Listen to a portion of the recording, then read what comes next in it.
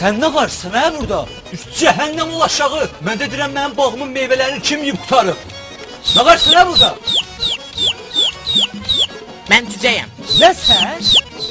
Cücə. Düş cəhənnəm ol aşağı hə. Ya daş da yoxdur, çıxın təpəsinə. Düş aşağı. Yox, Düş aşağı. yox. Buradan məni atamdan başqa heç kim düşürdə bilməz.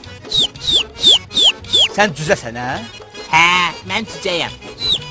Cücə, sənə axırıncı dəfə deyirəm. Bu dəqiqə sənin o atanın başını kəsib qoyacam yanına. Atam evdə yoxdur.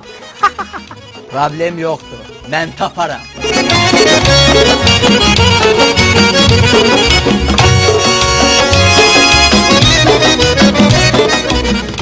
Gəl.